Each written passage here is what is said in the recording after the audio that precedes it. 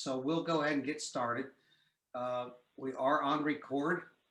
So once again, keep our comments to professional level and regarding what we're talking about here. Let's get right into this. Yeah. So once again, guys, check your list on the DPE, or your information on the DPE website to make sure that you are listed with the appropriate qualifications that you have, and if there's any changes, let your MS or the FSDO know about that. Does anybody have any comments or changes or corrections from the last meeting? Now, really, since we're not taking printed minutes anymore, it would just be comments from the last Zoom meeting that we just sent out. Anybody?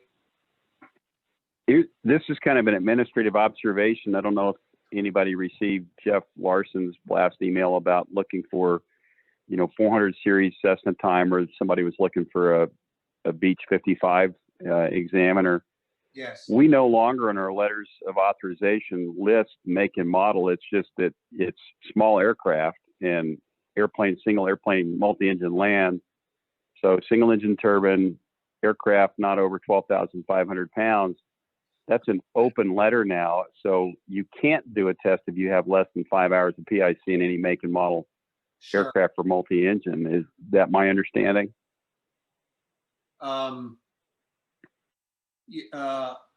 Yes. Yes. Because that restriction was lifted off of me like back in 2005 because, my managing, it was POI at the time, said, you've got a lot of, those of you that have a lot of experience in different aircraft, as long as you have the 5 hours PIC, you're good to go. Right. And I think that's kind of a throwback. People use that. But I think the way it was listed, he says, does anybody have this on their letter of authorization? I'm like, well, I don't have any multi-engine airplanes in my letter of authorization, but I know what I can and what I can't do. Yeah. Hey, Bobby, I think what he was asking, is there anybody out there that meets the 5 hour requirement in B55 that can do some tests? That's the way I read it. Yeah. Okay, good. I'm with you. And I concur with that. I just wanted to clarify because I replied back and never heard anything. So I didn't know if he went and looked at my letter of authorization and it's not listed there. He's like, well, who's this knucklehead think he is? I'm like, I wasn't trying to brag. I'm just saying, well, it's up to us to know what we have and what we can and can't do for, don't call me for a twin Comanche. Right. Right. Okay. Please. Does anyone have any questions or comments regarding DMS? Now, I don't see anyone from the FSDO on here just yet. And I, unfortunately, since I'm not active, I'm not able to access or even see much how it works. But if anyone does have any questions regarding that, as soon as one of our FSDO members gets on, we can ask them the question because there'll be, I'll put some time out there near the end to get that taken care of. Hey, Okay. Phil. Yes. I know that. Scott here. I just have a quick question that another DPE could probably answer without a FSDO person. Yeah, Apologize, I've been stuck with work and missed, the last couple meetings. But is there a change now or something with the DMS? I finished the test. I do IACRA, close that out. Then I go into DMS and I put the application ID in, the FTN. And months ago, it would populate, the results and so on and so forth. And now it sits and spins, and about 30 seconds later, I'm manually entering all the information again. Is that typical? Yes. That's not good. Okay. It only works about 10% of the time. And Okay. That's for either a pass, fail, and I haven't seen. This is Wesley Cash. So, and I have other issues whenever we're done with this topic with DMS. Huh? Was it an update recently? Because I've not had any issues with it. This is Bobby. Bobby, it's Brian. Yeah, I noticed if you clear your cache out, it'll work for a minute, and then it fails when you go back to the second one. You clear your cache, it works again. So it's almost like you have to clear your cache out every time, no matter what browser you use. No kidding. Okay. Gosh, that's good to know. And that being said, I don't think I've done a test in probably 3 weeks. So I think there was an update here recently, and I have not used it since the last update. Okay. Hey, Phil, can you hear me? This is Yes, I Patrick. can. You can? Yes, I can. All right. All right. In February, there was issues, and then there was an update, and the auto populate started working again. And but I had to shift over to Chrome to complete the DMS. It would not work in Firefox any longer. Okay. Everybody get that? So my issue, Phil, that I wanted to bring to the attention of the group was with the copy function of DMS. For anybody that does multiple tests, like I know Brian, I see him at CAE a lot. So when I just complete a test, well, I should back up. DMS allows us up to 3 default locations for basically for where we conduct tests the most. So one of those is CAE, and then I think I use AeroGuard as my other 2. And so, for example, if I do a test at Westwind, I can, on the first one, I can manually go in and put all the address, what type of test it is and everything like that. And so let's say I have a second test at the same location the same day. And so the copy feature will allow you to just copy everything. It's the same address, same aircraft. You just have to change the applicant's start time and their name. And you don't even have to change their name because the FAA doesn't care about that part. So if you copy it, that's fine. The pre-approval will go through. But the problem is when you do the post activity, the address gets erased automatically. It does. And then your managing specialist reaches out to you and says, hey, you forgot to put the address in there. And, That's right. and you're like, that didn't happen. What do you mean that didn't happen? And so I got a video of it and I sent it to Jeff.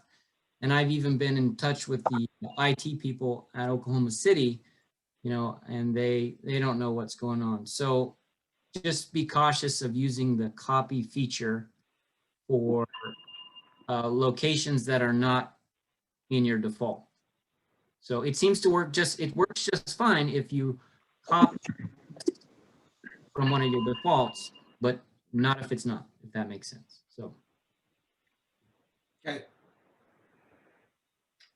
Any other comments on DMS?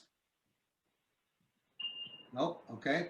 So we're basically today's meeting, the primary topic is going to be the use of the EFBs on check rides regarding various tasks that we do. Also, where am I here? Come on. We're going to just discuss, well, actually, I can tell you this one right now. The DPE currency for COVID, Craig sent me a letter. I don't know if you guys got it or not, from Oak City that stated they had given us 18 months to stay current due to the COVID, but that expires March 31st of this year.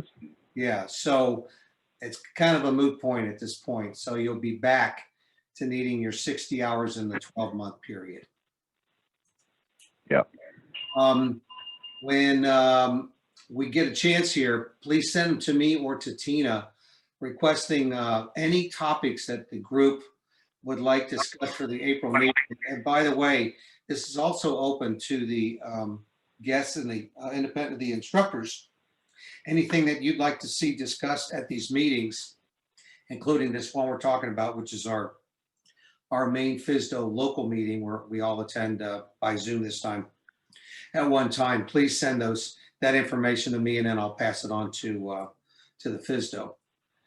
We'll get some point of contact reports here near the end, and just a couple more things on airworthiness requirements. So I'm going to get right into what this was prompted by a few phone calls from instructors from a few schools regarding what can and can't we accept, or what will and won't we accept in regards to the for flight and so on and so forth on check rides. So I'm just going to give you a little insight here into you know, where my thought process is on this, and I've discussed this with a few other people.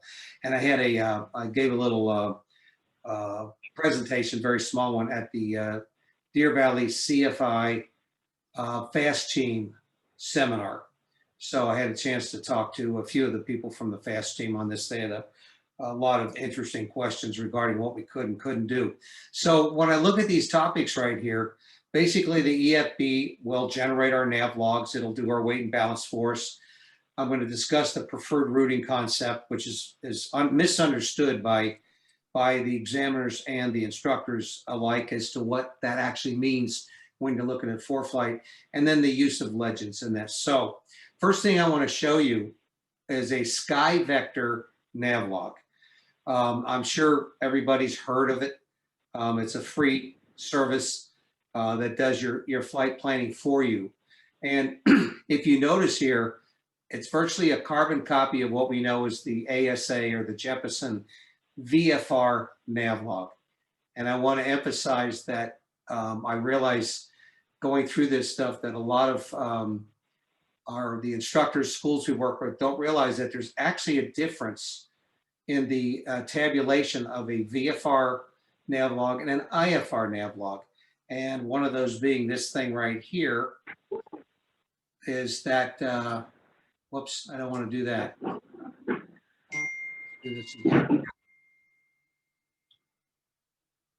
Oh, come on, don't do this to me. Here we go.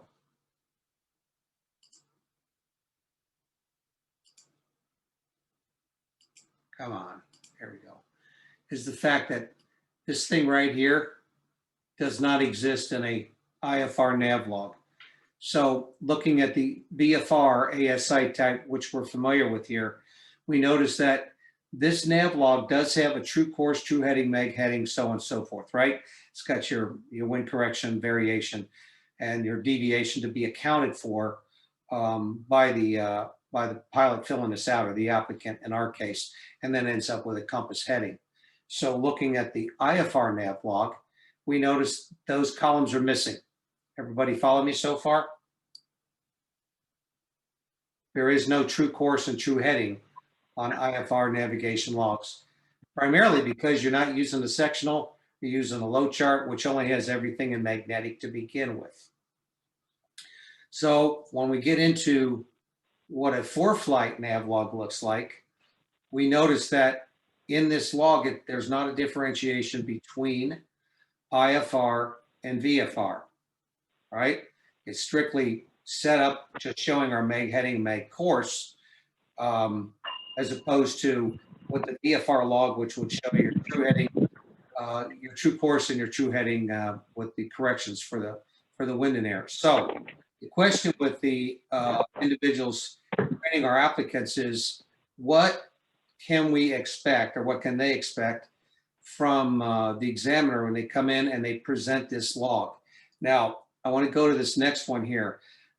This is the nav log that shows up on the flight plan page, on the maps page. And you have to scroll down this log to get all the information you want to get. So I've had some individuals say, well, here it is right here. And I personally wouldn't accept this one, as some of the examiners have not accepted this one. This is a complete log once you scroll down, but once again, it doesn't have a lot of the information that the other log does. So there are some individuals, instructors, that didn't even realize that this log even existed, or you had to go to a different place to get this. Is everybody following me so far? Yeah. Okay, all right. Yes.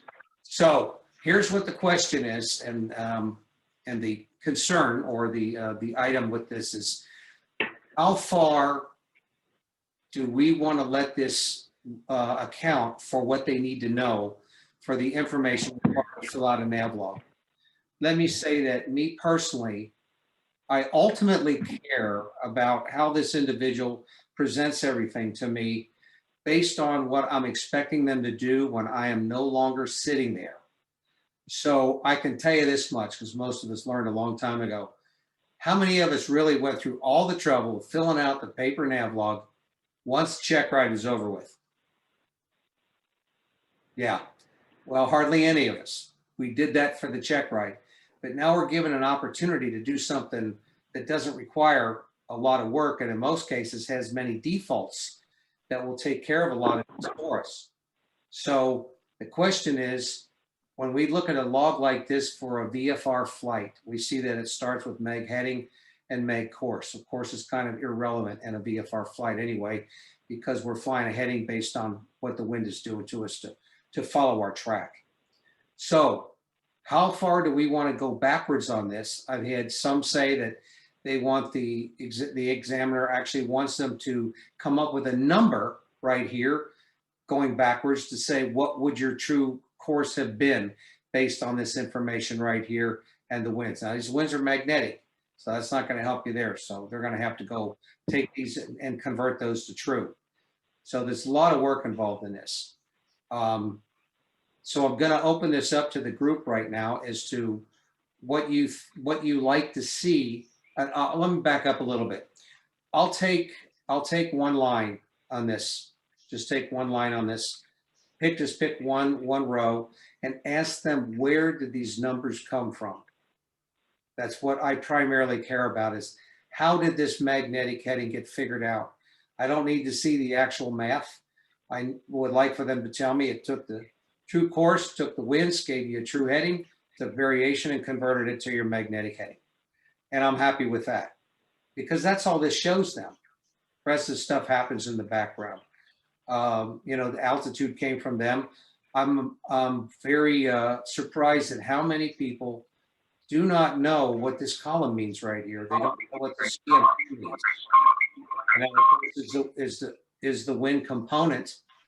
But very few of them that I've worked with in the training actually knew what this was. They didn't realize it was. Of course, that's going to play in over here later when we look at true airspeed and ground speed. So the other item they're not aware of or concerned about is ISA.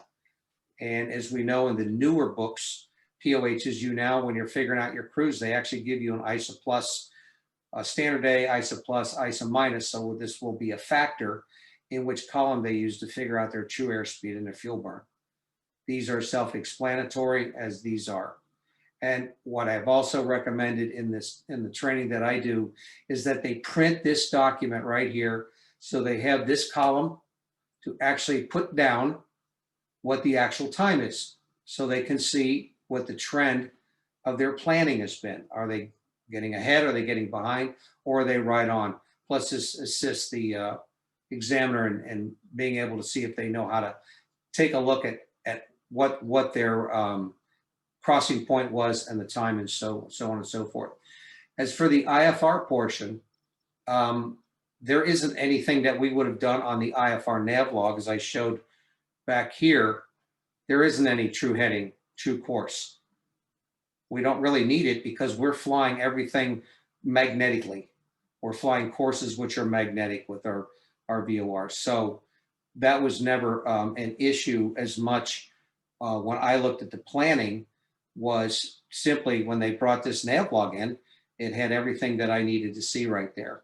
And I know that a lot of times the compass heading column isn't filled out till they actually get to the airplane and pull the compass, look at the compass card and fill in those numbers. So what is it that we want to see? And just take, everybody just chime in when you feel like it, about what your thought process is regarding the nav log and how much information you want to pull out of it other than what's actually written on here. When you do the private pilot, when it's asking for course, in fact, the commercial pilot does the same thing. Commercial pilot does not specifically state true course. It just says generic, just course. I believe the private pilot, I tried pulling it up real fast to address this. I think it actually does say true course in there. So walking around, walking down the line from left to right on a nav log and looking at the, how did you come up with true course? How did you come up with magnetic course? Every once in a while, there will be a glitch and people don't know there's a difference between the two. So there's a red flag right there. So I just ask them, okay, where'd you come up with this? How'd you come up with this? And just kind of walk all the way across. What's interesting is when you get to the ground speed portion, they're really good at coming up with, okay, it took me so many minutes to go from point A to point B. Then what I do is I'll throw in, okay, what happens if you arrive there 2 minutes early? What's our new ground speed? Okay, and that sometimes causes problems. They can work the problem one way, but they can't reverse engineer and work the problem backwards. Right. In regards to your statement there, Patrick, you say, how did you get? I think what I ask is, how did FR Flight come up with these numbers right here? Because they obviously, when they're presenting this, they didn't get those numbers, right? They didn't get them. They're not on here anywhere. So what I ask them is, how did FR Flight compute these numbers right here? What method did it use? And once again, I don't concern myself as much with the math of it. Do I want them to tell me what the true course was on this flight log right here? And if they go backwards, subtracting or adding their variation, subtracting or adding their wind component right here. I mostly care about the theory of how this was generated, because ultimately, once again, I'm looking for, what is this applicant going to do when I'm no longer here? But do they understand what this thing is telling them? Okay, anyone else? So this is Wesley again. I just, when I sent him the email, I said, using FR Flight or similar apps as your flight log is fine. If you choose to do so, be sure you know exactly where all the numbers come from in your POH. And then just like Pat was saying, it's just like we're testing them on the elements of the ACS. I mean, it doesn't, yeah, those elements are important, true course and the difference between that. If I draw a line on my sectional chart, is that the heading that you're going to fly? Okay, well, explain to me why or why not. They need to know that. Sure. And so calculating, it specifically says in the ACS, and I think they're identical, PPL and CPL, time, climb, descent rates, course, distance, heading, true airspeed, and ground speed. Where I see a lot of people, especially in the 172s, is they always write down their indicated airspeed. Well, yeah. Because it's identical, right? It's negligible. And bringing out that point, I haven't gotten that far yet. I'm still working on our true course part of this process and true heading. But regarding this, since you brought it up, Wesley, this true airspeed right here, as we've seen many times, 100 seems to be a popular number. Just put 100 in there. Well, why'd you do that? So my instructor said to do. But once again, in regards to what you just said, and I'll ask them, where did this number come from? Well, my instructor told me to put that in there. Well, let's see if we can give you a chance here to try to figure this out without yaying or naying them yet, is where do you think we would find this number? And at that point, if they can't find that number, well, we're not going to be too successful at that point, because they're simply just putting something in there their instructor said. And once again, not knowing, like you said, Wesley, where does this number actually come from? Okay. And yes, I agree that this is the other part of it, is they need to know this. And once again, with the newer books, you now have ISA plus, ISA minus, and a standard day where these numbers may come into, actually, they don't even know. Most of PPL and CPL people very rarely actually know what ISA really is. So that's one thing for those of you out there that are doing some teaching, might spend a little bit more time on exactly what ISA is, because it's a column in here and it's in there for a reason. With the newer books, they now have an opportunity to find a true airspeed. Obviously, that is affected by ISA plus, ISA minus, or a standard day. Anyone else?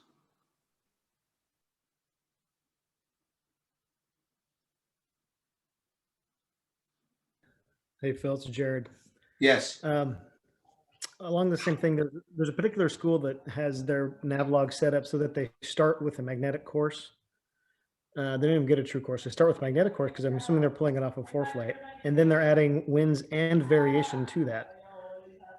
And I've had discussions with the students, their instructors, and some of the managers at this particular school about why they're doing that, because as far as I can tell, they're adding variation to it twice. And no one seems to be able to give me an answer as to why they're doing it that way. So I just wanted to kind of throw that out there, make sure that if anybody else has seen that, if my make sure that I'm not looking at it wrong, but if you start with a magnetic course and then add variation to it, you're adding it twice. That is And, exactly right, because that- if you look at, if you go deep enough into some of the information on Ifr Flight, it tells you how it came up with these numbers. So it's actually written in some of their documentation as to how these numbers come up. Took me a while to find out if they meant true or magnetic with this, but I finally found out that the winds, direction and speed, were magnetic winds. But that's correct, Jared. I've not encountered that myself, but yeah. So what's going to happen is these numbers aren't going to match at all, right? If they actually fly those numbers on their cross country. Right. Okay. Another thing that I'm seeing often is when I'm asking, I do like you do, kind of go along one line and ask them, how'd you get this? How'd you get this? And when we get to variation, I ask them, okay, what's variation? Everybody gives me the standard answer. It's true north and magnetic north. And then ask them why. Why are we applying this to this nav log? And I get a lot of blank stares with that question. People don't understand the difference between true and magnetic, and why we have to apply it in the nav log. And it's not a difficult thing, but their instructors have never really taught them why it is we're applying variation. And I find that very telling, even at the commercial pilot level. Well, that's why a lot of this came up, Jared, is what's missing is they're getting a lot of rote instruction on what numbers you put in here. And of course, one of the biggest rote numbers is true airspeed. Just put 100 in there, or just put 90 in there, depending on which airplane you're looking at. And for us and for our guests listening in here, is the theory of navigation, I think, has been lost because of the fancy programs that we have that do the work for us. But ultimately, we still want to know, just your example right there about adding it in there twice is going to be a huge error. And we got to remember something else. Can anyone tell me why we even do a nav log for Ifr Flight? Does anybody have any idea why we would bother looking at heading and course for Ifr when basically you're flying either GPS or VOR radials? Well, you want to make sure your times are accurate. So if you're lost comms, and also That's exactly right. and fuel flows. Well, I mean, that's at the airlines. That's what we did. We want to make sure we have the right fuel that we have. That's exactly right. But in all of our lost comm discussions, the reality is, if you're going to lose communications in airplanes nowadays, the communication and navigation radio are the same radio. Okay. And unless an antenna broke off for the comm side of it, if you lose communications, chances are you lost that radio's power source or whatever, and you can't navigate anymore. This is now all you have, is flying a heading. That's all you have to try to figure out where to get to the next waypoint, or to try to get to a point where you can figure out where you are and try to find some VFR weather. So it's primarily for what you're just talking about there, Wesley, is being able to tell if you are running behind or ahead, because ultimately, if you have lost comm, now you're going to get to your IAF or whatever you've filed as your final waypoint. You're going to hang out there until your ETA comes up. So, and that's the other thing. They don't understand why they're even doing this. They have no concept of why we even bother to do this. Why just go direct to? Whereas we've always been under the impression we're always going to have communications with ATC and radar coverage. And the other thing that's misunderstood as well is that the MEA does not guarantee communications. It only guarantees navigation coverage. There are gaps in some of the airways that have communications that you can't talk to anybody. You can navigate, but you simply don't have an antenna. An ability to communicate with them. Any other comments? I don't have log comments, but I have performance questions charts. Okay. For that. Okay. Bobby, did you have something? Well, along that line of what Wesley was talking about, being able to not do the other side of the equation, it tickles me when they get the nav log out and the Seminole at schools that I won't say who, but they'll level off and pull the airplane right back to 18 inches and 2,200 RPM in their quote unquote training cruise. And they're not within 25 knots of their planned true Yeah, airspeed. that's a Right. super common debrief item for sure. Like, fly what you plan. It's like, if that's what we're gonna fly, if that's what you planned for, then why aren't we flying it? Right. Yeah. That just always makes me kind of grin a little bit. Yeah, that's been going on for a long time. I understand why the schools create a training mission, power setting, but ultimately what we're doing is we're violating the law of primacy right off the bat, because these people think that's what you do, and that's what they do on the check ride is 18 inches and 22 or 2,300 RPM. And I have to ask them, what true airspeed did you have planned for this flight? What do you think we're doing right now? And many times they don't even understand that, it's written on their nav log. They've gone through the performance numbers and it says use 25 inches, right, for the single engine airplane. And they're at RPM, a couple hundred RPM slower than that. And we're doing 76 knots. And obviously the times aren't going to work out. I think one benefit for the schools would be to explain to them, look, we have a mission setting, but we need to concentrate for the purposes of, normalcy here in the real world to set the actual RPM that you've determined and your cross-country planning. I know they don't go on that many cross countries, but it might help if there was a little more effort put into what really needs to be set, because the idea behind getting private pilot certificates is not to go to the practice area, it's to go somewhere. So ultimately that's what we have to see is, are they actually setting what they planned on their paperwork? And heaven forbid they do a cross country somewhere by themselves. Yeah, I know. Yeah. I'm sorry, keep going. Any other comments on we'll get to the performance stuff in a second, Wesley. Any other comments on the nav log portion? One of the things that just recently came up is using legacy airplanes in miles per hour, and then they factor in their, they measure their distance on the legs and stuff like that. They're in nautical miles. Now we got apples and oranges, and they forget to do the conversion from miles per hour to knots. So they're dealing with the same thing that happened recently twice, which resulted in disapprovals being issued because they didn't realize the difference between the two. That's a good point, Patrick.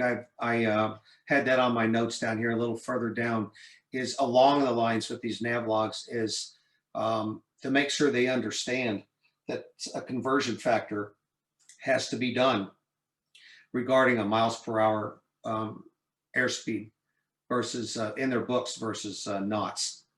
And that's one thing I look for when I see I'm going to get in a Mike model airplane that I know has a miles per hour airspeed indicator in it. Is one of the first questions. When, of course, when I went into these check rides, I had my own nav log made out, just maybe an hour or two before I went in there to see pretty quickly how close the numbers were without trying to figure out on which line that they went south on. But that is the first thing I'd start looking at is, did they use miles per hour or knots? And of course, the other thing was with the Seminoles, there were a few flight plans that had done where it burned 10 gallons per hour per engine. So you got two of those things. You might want to change that fuel burn just a little bit. Oh, that's so funny. Yeah. Okay. Wesley, I think you had a comment regarding the use of EFBs regarding performance. Not just EFBs, but just an aircraft for a practical test. I'm scheduled to do potentially a check ride next week in a mall. And this is the issue, Phil, I think I called or texted you about it also, and the FSDO. And is there anybody from the FSDO on the call? Let me see here. But the issue is that the mall does not have any performance charts in the POH. That's correct. So obviously the applicant needs to be tested on that knowledge, and then also their times need to be somewhat accurate. So I guess other than just you know, having experience in the airplane and having somewhat of an idea, you know, how it's capable of performing, how do you test that? Well, that's what I was hoping to have someone else on that, you know, from the FSDO, how they've handled it in the past. That's a tough one. You know, all you can do is ask them the theory behind it, and you can't really drag out other numbers with a book that they've never seen before, because if they studied in a Taylorcraft and got all their training in that, to pull out an Archer book on a test and expect them to be able to whip out a performance problem with that is you know, is going to be tough. Anyone else comments regarding airplanes that don't have the data?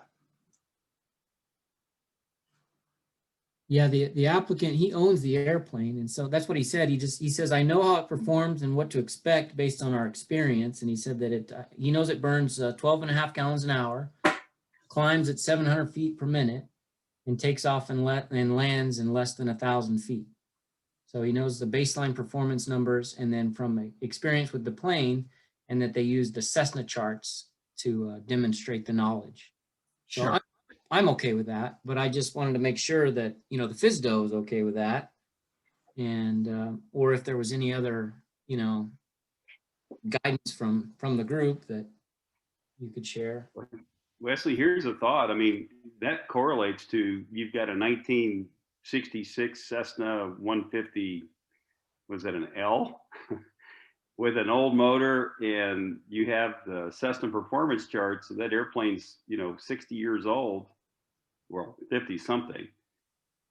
How accurate are those performance charts? Do you have the knowledge? Can you explain to me the what, the how, the why? And you're really kind of bracketing an estimate anyway. So I think your thinking is right down the line about if he can explain what his knowledge is of how the airplane works, you know, what's its baseline performance, and can he demonstrate those, a knowledge and understanding, and explain somebody else's POH's numbers, like using a Cessna POH to say, well, here's how performance planning works, etc. I think that's a good use of resources. Yeah. All right. Well, thanks. Of course, that's my opinion. May not So, mean anything. But. Once again, I'm asked questions about, you know, utilizing the weight and balance programs that accompany Ifr Flight, and some of the other applications. Phil, Yes. real quick on Wesley's thing. I mean, I think something needs to be added there. The gentleman might own them all, but he's not always going to own them all. He's not getting a certificate for them all only. Yeah, no, and I thought about that, and it's just like, well, yeah, this is the one that you're presenting for the test, but you know, you also have to be careful. It's like, well, if his engine is, you know, a carburetor engine, well, I'm not going to ask him systems about that, but to your point, Brian, yeah, it would be beneficial to say, all right, well, let's take a look, since your aircraft doesn't have these charts. Here is an aircraft that does. So how would you use it? I think Bobby's idea is great of a Cessna, like a Lively one, and give him a heads up. Hey, take a look at this. We'll have some discussions just since you don't have anything. Let's talk a little bit about how these numbers are affected, what affects these numbers, and how does it work? Just so if you ever do fly something else, you have an idea. And I know you have an idea. I don't think that the FSDO would disagree, but I'd love to hear their answer. Well, Yeah, right. Yep. Let's and I will bring that up to them. It showed that Craig was on, but he's not showing up as being on right now. Remember, they had to take a written test, and on the written test were performance questions, right? Sure. Landing, takeoff distance. So you're right about the fact that they're not only going to be flying a MAL. We have to think about where is that line, because should they go south on that performance issue, boy, there'd be a lot of argument on both sides as to, wait a minute, my airplane doesn't have that. And then you showed up with this Piper book and had me do a performance problem with that. See, I get both sides of it. I can see both sides of it. So one thing that this group could do as we get out there with our point of contacts especially, is let people know that they still need to be familiar with it per the ACS requirements. Even though your airplane doesn't have one, it would be a good idea to get familiar with anybody's performance data, or if you even simply used the charts that are in the written test booklet, you know, with the supplements that come with those things. I carry those with me sometimes too for these situations, but that's a tough call. But I think that we do kind of need to try to get on the same page with situations like that, so that it's fair to both people, both the applicant and the examiner, as well as in concert with what the FSDO thinks should be happening with that too. Because the downside of all this stuff is when, you know, it doesn't go well, and next thing you know, you're sitting in a room trying to figure out, well, who was right and who was wrong, when there's probably a better way to handle this in the first place, was to communicate to everyone that we will ask you questions about this, and actually use any source you want. Yeah, Phil, I was just going to say, if you recall in chapter 11, I think it is 11 or 13 in the PHAC, Yeah. there's all kinds of generic charts that they should have probably read with their instructor at some point during training anyway. I would be, I think, very comfortable using any of those charts. You know, first of all, they'd probably already seen it if they did their homework. But I think it's being an FAA publication, you know, for the purpose of teaching performance, I think that'd be a suitable chart. That most definitely, and that's some of the ones I was referring to is what's actually in the PX. I've got copies of them on my iPad. Just took some pictures of them and then can put them out there and say, here's, you know, how would you deal with this situation? Because it's a generic airplane. But I definitely think there should be some sort of questioning or testing, evaluating of some type, even though that airplane doesn't have a chart, as to why are we doing this? What could happen if we don't do this? And how does the temperature affect? Because you can sit there and ask them, how's the temperature going to affect your takeoff? How's your weight going to affect your takeoff? And you don't need a chart for that, even though the chart's going to give you an exact number, relatively speaking. The theory behind it is you should be able to get, you know, the answers in regards to the effect of density, altitude, weight, so on and so forth, to at least learn that much from it. And that if they do get in another airplane, that's some more factors they're going to have to consider. Thanks for the feedback. Yep. Anything else regarding the performance, particularly the applications that exist? Okay, not okay. I personally looked at the data for Cessna, and it matches exactly what's in the book and the POH. There was the envelopes and the weights and everything, which I expected it to be. I didn't think anybody would generate those. I'm sure that they simply used the data from the actual POHs to generate that stuff, but I never had a problem with what they came up with. And once again, it eliminates a lot of mathematic errors. So didn't carry the one somewhere if they did it by hand. But once again, what are they going to do when I leave the room? Is that something they're going to do? And I can be pretty honest about the fact that just like Nav Logs, I don't know how many people actually did weight and balance forms once the training event was over with. So this makes it a lot easier for them, where they can just punch in some numbers and go on their way and have a better idea of what their performance is going to be.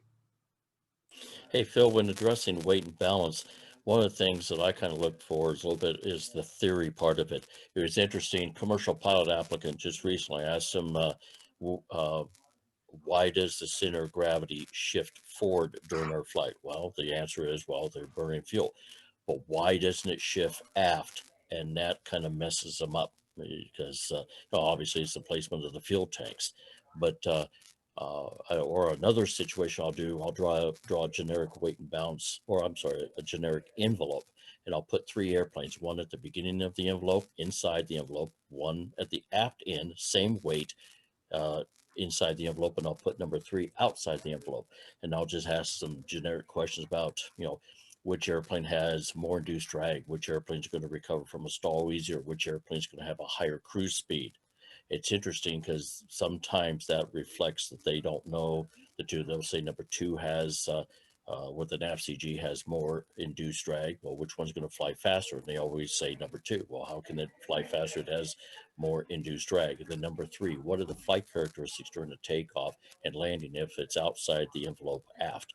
And it's interesting, some of the questions that come up, and you find there's some lack of knowledge in the theory part of it. Most definitely. The why. My favorite word in the CFI check rides was WHY. And of course, you know, it comes from the atomated flames and the grab cart stuff and the 1, 2, 3 rules and stuff. They can't actually explain the theory behind, well, where would you actually find this information? Or why do you suppose this airplane doesn't need this piece of equipment? Why does this one need this piece of equipment? But that's where it kind of falls upon us to get more involved in figuring out if they know why things are what they are. Thanks to you, Phil. I've had an applicant say I use that word why way too much. Oh, he did he? And don't send him to me for a CFI training. Well, why would he say something like that? Yeah, right. Okay. Any other comments regarding the usage of EFBs? I think we seem to be, at least this group here, seem to be on the same page with it's great as long as they know where the numbers came from and can explain the why behind true north, magnetic north, why there's compass deviation, you know, how did the wind affect the tracking of the aircraft and so on. So we seem to be pretty close to having the same thoughts there. I know that the schools would like to know that that's kind of what's going on there, but they on their side of it really have to get a little bit deeper into the theory behind what these programs do and where it gets the numbers from. Okay, any other comments regarding the EFB?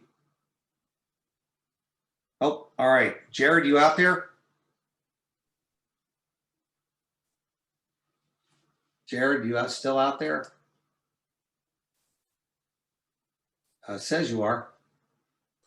All right. I don't think Kim is out here right now. By the way, that is the what you see on the screen there.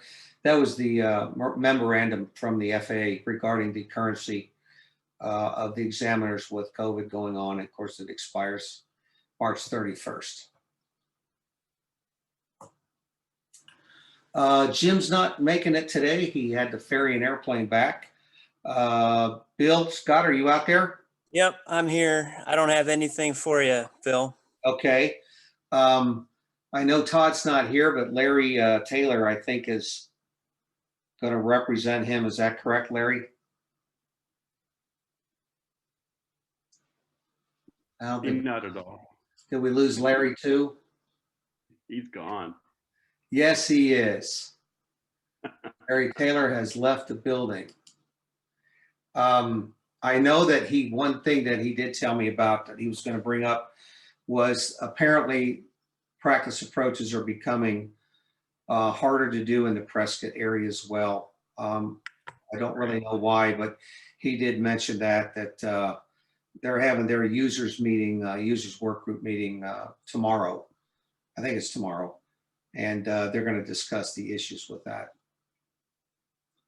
Brian? I am still here. Okay. Anything for your areas? No, I met with Jason on Friday just to talk about the EFB that you brought up. Outside of that, I haven't heard anything from anybody. Things seem to be going well. Okay. All right. Phil, this is Jared. I'm still here. My internet's pretty spotty for some reason, but I don't have anything to report either. Okay. All right. I left this slide in there left over from the last one. Once again, this is getting into the words that are being missed when they recite things with the acronyms or mnemonics rather, is that remember, most of the time I'll get what the visibility is below 10 and above 10, but no one mentions at 10.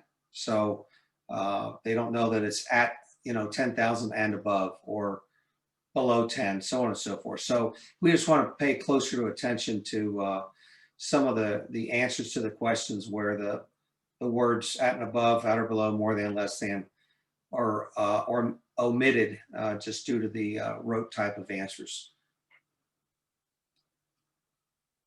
Okay, airworthiness requirements. Have we had any issues with the aircraft regarding the new ADs on the Pipers?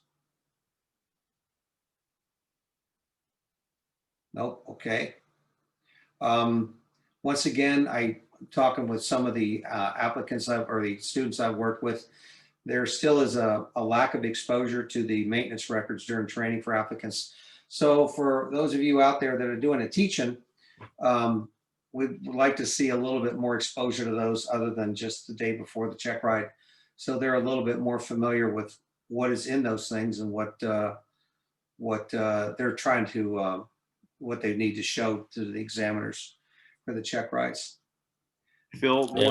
one point that being an out-of-network examiner, occasionally doing check rides outside of the Scottsdale FSDO area, I can tell you that other FSDOs are looking the other way, and I wish I had a dollar for the flight schools and applicants that have told me, well, our FSDO says this is okay, where they show you a piece of paper, essentially a dispatch report, that the airplane is in airworthiness compliance. And the last two applicants that I decided we weren't qualified to take the test, and the pre-test is, well, we're not going to do this today, and you owe me $100 for my time.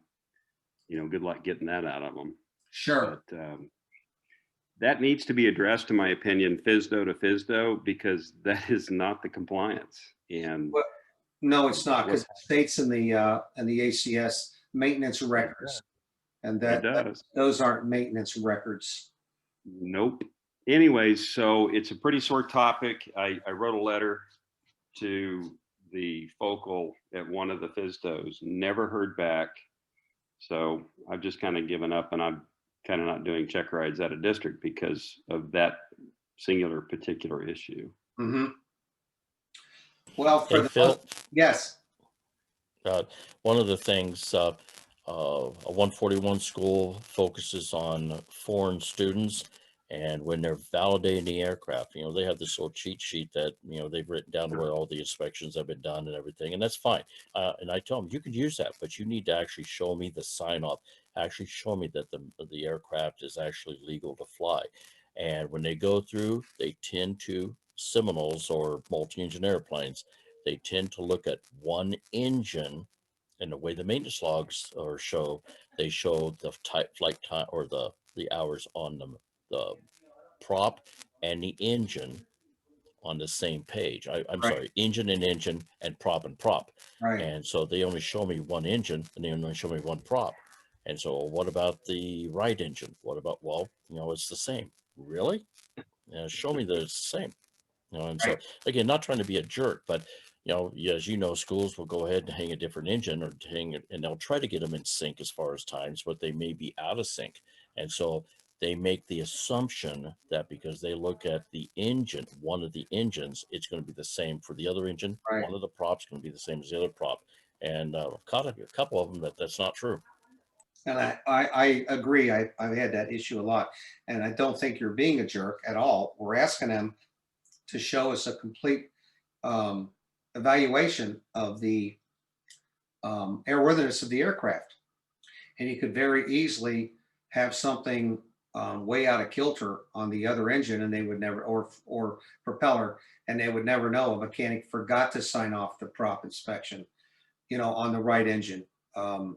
It simply got, so that airplane's not legal. You know, it wasn't done intentionally, but I agree that we need to obviously see both sides.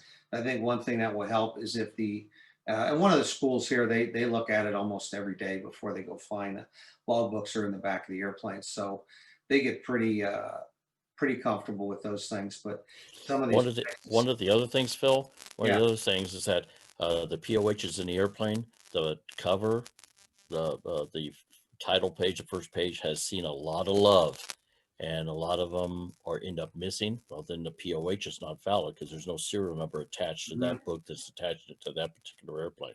Yeah, that's one of the things that we have to take a little bit of initiative with, is making sure that we're checking the the front page of the AFM. If that front page is missing, they need to figure out what they need to do to get that squared away. But technically, we went through this a couple of years ago. Technically, that AFM is not legal, but you see a lot of places now put that in a piece of plastic in the front there, because it does tend to get worn out quite a bit. Okay, guys, I apologize. I had a short day today because I've got an appointment here in about 35 minutes, but I don't know of any other issues and problems, procedural. I don't know of any airspace changes, professional, or I wanted to cover some best practices, but won't have time. But any of the group that is here listening, anyone, FSDO, guests, DPEs, any other comments or questions? Did anybody from the FSDO join? No, it showed that Craig, I'm looking here, it showed that Craig was on, but I'm looking here and I don't see anyone from the FSDO. Now, one thing I do want to bring up is Tina and Jeff are looking for any items that y'all want covered on the annual meeting. I haven't gotten anything back so far, so please think about that. They do have their agenda of things they want to cover, but they do want to offer up the opportunity for us to bring up anything that we'd like to discuss. Someone had a comment? That was that question there. How can we retrieve an application where there's been an error after the applicant has signed it? Yes. You can call the IACRA help desk. They can reset that. Okay.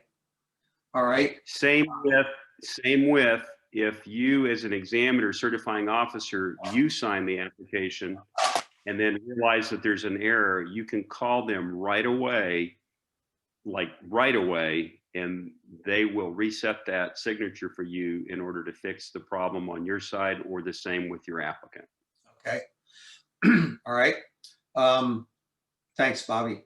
141 grad certificate. Make sure that the graduation certificate and the date on the application are the same number, same date, whatever that is, but they both have to match. And then on the add-on rating, as we know, with add-on ratings or even CFIs, initial CFIs, the record of pilot time doesn't have to be filled in. We recommend they do it in case they lost their logbook. That's the last good record of legitimate record of time that they have for that. Anything else? Guess anybody? Okay. Well, once again, sorry for the slow start to the meeting. I don't know why it started and stopped, but I was able to get some of this stuff out there. And once again, think of whatever you guys want to throw into the mix for the annual meeting. I planned the next one for, I think it's May 11th, but let's see if it's on here.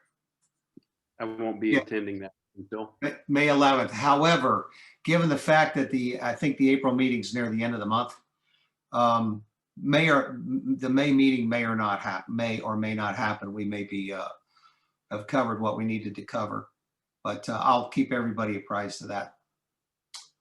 Anything else? Okay. Thanks for Thank you, Phil. Yeah. Thank you. Thank you, Phil. You bet.